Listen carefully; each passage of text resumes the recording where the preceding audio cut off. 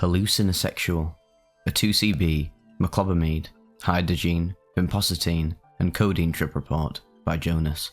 Posted to earbud.org March 24th, 2001.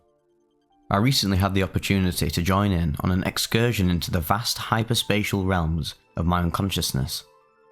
Even though I knew that the infinite vistas of the human psyche are impossible to convert into a linear communication media, I will do my best to bring back and share some of the memories from our journey.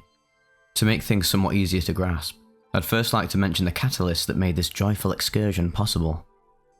At 9 o'clock, I ingested 80 milligrams of meclobamide, or Rixmanarix, to inhibit the, on some special occasions, annoying and intricate enzymes usually referred to as MAOA. The next hour, I spent reading a neutral book, Novel with Cocaine by M. Egiev, just to kill time and distract from the strong anticipation I felt. At 10 PM, the MAOs seemed to be quite preoccupied, and for some strange reason, even content, with the alien substrate I introduced to them. This inevitably resulted in an urge to ingest an exogenous neurotransmitter, whose primary site of action is the postsynaptic 5-HT2 neurons. Yes, my enzymes are very eloquent and pharmacologically inclined. After some consideration, I decided to ingest 20 milligrams of 4-bromo-2,5-dimethoxyphenylethylamine, often acronymized as 2C-B. This was not done without obstacles though. I just couldn't figure which of the small white pills in the jar was 2C-B. There were two different kinds, Ubulao, 2C-B, and vinpocetine. So, I ended up taking 4 of each to be on the safe side. The effects came on smoothly within an hour or so, and I climbed, maybe dragged is probably more apt in this case, until I reached the peak at about 11:30 PM. The territory was known from previous attempts to climb Mount Nexus, but this time I was almost blinded by the sharp and colourful landscape though. I took a look in the mirror and noticed that I had very dilated pupils. Sort of strange, don't you think? The mental climate was warm and loaded with empathy and erotic feelings, again reminding me of previous encounters with this state of mind, especially those in company with good friends. The imagery, or should I say landscape, consisted of dancing, luminous patterns, which were following what seemed to be completely logical structures, but lacking any deeper meaning as far as I could interpret it. The intent of this trip wasn't to watch the dancing colours, mind you, even though I must admit that it was appealing to do so in the moment, but rather it was to resolve some addiction problems that I've been facing lately. I wanted to experience the ever-changing oneness of the whole universe, which usually puts me on a new path, leading to a somewhat more creative and purposeful behaviour. Note the paradoxical nature of purposeful. If this wasn't possible, it seems to me that this state is hard to reach. I was prepared to do some work within myself's boundaries and deconstruct my archetypical combination, reassembling it in a way to make my life easier, instead of anaesthetise me every day to make me able to cope with the daily life. I know this sounds pretentious, but it really was my ambition to solve this problem. At 1 AM, I realised that I was not going to reach any plateau where I could work on my problems, even though, judging from the CEVs and OEVs, this trip was actually intense. I decided to introduce some other foreign substances to my body. 3 milligrams of ergoloid mesylate, hydrogen, another one of Hoffman's great discoveries, and 70 milligrams of codeine phosphate, which was ingested with great joy. Shortly after this, I mixed 350 milligrams of Afghani hashish, Hindu Kush grade A+, with some tobacco and smoked it in a jubang, steamroller, glycol-cooled glass pipe, to introduce complete weirdness, TM, to the trip. I didn't feel a thing from the hashish, so I loaded my pipe once again with another 350 milligrams and inhaled almost all of it. Note that I don't smoke pot in my ordinary state of consciousness, as it makes me feel more sick than high, but it does seem to synergize remarkably well with 2C-B, leaving no sign of sickness and intensifies probably a better word, the effects of the bees extremely. Try this if you haven't. Cannabis also makes me very sexually excited at about 25% of the times that I use it, and this was one of those occasions. Now, this is where the complete weirdness began. To even try to put this in words seems to be impossible. The following hours, or was it years, of the trip, incorporated encounters with elves, alien abduction, fold cycling, etc. I will not go into detail of most of these events, but merely extract some of the perceptions that struck me as significant. So far, I haven't been able to digest this trip. I'm still semi-tripping. The events didn't appear in the linear fashion that I might give the impression of. They occurred in a more of a hyperspatial alpha helix structure kind of way, whatever that means. And I went back from the window where I'd been smoking to my bed and turned on the TV. I seldom watch it while being sober, and yes, I know it's a bad thing to combine drugs. I didn't feel anything from the cannabis so far, but after what I think was a few minutes, I noticed that I began to project my own psychological construction on the people on the TV, making them some sort of 3D archetypical projection cloth. This is actually only part of the truth, as I thought I actually was a cameraman, being in the studio, and this was a manifestation of complete weirdness and everything that accompanies it. I decided that this was enough, so I switched off the TV, and as I was laying there on my back, feelings of acute sexual desire almost overwhelmed me. But as I was quite incapacitated from the combination of drugs, I wasn't able to do something about it. When I've been in this position before, I've always been in the company of someone with reciprocal thoughts, and things have been sorted out in quite a natural way. This time though, I was all alone, and the only way to get relief was to do some kind of psychological masturbation.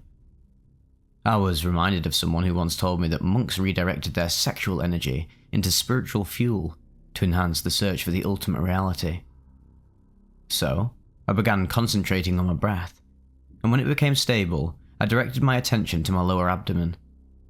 As I let my concentration focus on the sexual energy, I split up into two different entities, one being Jonas, as I currently know him, locked up in a static percept but not interact mode though, and the other one being a magnified sperm-looking kind of entity, climbing up the other entity's, Jonas's, spine. The journey up Jonas's spine was very colourful and intricate. I, the sperm, was flowing through a tunnel of multicoloured waveforms which sometimes took the shape and gave the impression of living entities. This tunnel did not just affect my, the sperm's, sight, but including all my perception organs. I heard bells, strings and flutes, nature sounds, birds, waves, winds, etc., and smelled a very diverse mix of smells, mostly fruity scents from what I recall, but this might be due to some of the PEA synth, implicit metaprogramming. What I found to be the most interesting part of this perceptional shower was the tactile sensation, which felt like I was swimming through a dense forest of mucous membranes. The obvious and immediate interpretation of this was that I was in search for an ovum. As I proceeded towards the head, the perceptional sensations became more intense, and when I finally reached the head, my sexual energy, the sperm, merged with the brain, creating a solid harmony within my conscious frame, which resulted in a completely new entity. The entity that was created after the merge had no perceptible body, and the physical organism that was formerly known as Jonas had ceased to exist, and there was no hint of input from the physical world. A whole new sphere of existence appeared, containing elf-like beings, flowing around in, once again, complete logical structures, communicating in a way that from a normal state of consciousness could be interpreted as telepathically. The actual communication media was perceptible, but it is impossible to describe. To be honest, I'm not too fond of these critters floating around trying to make me laugh. Their communication media seems to me as some sort of psychological tickling. It's my firm belief that they are ego productions that distract one from realizing one's true self. They can of course give some useful information about your, and the emotional and value-loaded environment, current archetypical configuration, but they are a brick in the wall that stops you from seeing, or being, your constantly evolving and expanding self. I interacted with the elves for a while before I decided to break through this layer of distraction, which I did by focusing on nothing, shikantaza. As my concentration increased, the duality between subject and object started to retreat. There was this short moment of total emptiness, and then I suddenly felt very alone. This loneliness was unbearable, and before I knew it I split up, or actually making a 3D shadow of myself, the classic fold, which became a beautiful spherical construction, attracting me by its female characteristics. I realised that this was a big mistake, as I now was two autonomous halves. I desperately began chasing her as I wanted to complete myself again. This hide-and-seek game was a very funny occupation, but at the same time it became more and more frustrating. I grasped for her, but she constantly slipped through my fingers with her dynamic, slippery and ergonomically correct appearance, multiplying herself all the time. Things began to get really out of hand, and I figured that as I actually was both of these separate entities at once, I must have the ability to keep a look on both of them. Now, it seemed as if I was perceptionally zoomed out a layer, and I could perceive the constant expansion and multiplying of myself. This was a totally schizophrenic state, as there was this ever-increasing amount of entities at the same as I knew that I was one. This aspect of the one was just functioning as a carrier wave. Time? I then could zoom in and out through a seemingly infinite number of layers, folds, dimensions, whatever, being different parts of the hide-and-seek game. Note that the expansion was not constant in the sense that it was a uniform expansion. Different aspects of the oneness had separate multiplication times in all directions. Once in a while, separate manifestations catched up with the continuous expansion. They would merge and then go back into the emptiness, the space before the loneliness, instead of multiplying itself. The catching up was done by the former oneness that so badly wanted to become one again. The merging activity was done on separate planes and locations at the same time, but following a seemingly irregular pattern, finally. The merging had different half-lives depending on the construction, and the ability, harmonic ratio of shadow, expansion, or non-shadow, static principles within the entity, of the aspect. As my attention became more and more affected by the actions of the deconstruction work, the visual imagery became more death and destruction oriented, which resulted in one of these death feedback loops so familiar from previous bad trips. I cycled in the feedback loop for a while before I realised I didn't care if I was going to die or not. The death layer had been resolved during an earlier period of my life, which I think I've mentioned before. But anyway, as I broke through this layer, once again employing shikantaza, things suddenly became normal, and I returned to my body. I thought for a while that the trip was over, and it was all just very calm and quiet around me. I could see the dark contours of the interior of my room. I thought this was very strange, but as the effects of the 2C-B always seems to end quite abruptly, it made me a bit insecure. Suddenly, my room was lit up by a sharp monochrome light that seemed to have the correct wavelength and intensity, or energy, to excite every atom within my body, making me radiate light at the same wavelength until I became one with the light and I was suddenly abducted, or teleported. This experience was just as real as events in real life, but I can't see how it's really relevant to my life, and I think it was just another manifestation of the ego, Maya, Maikyo, etc., to distract me from myself, so we'll not go into detail.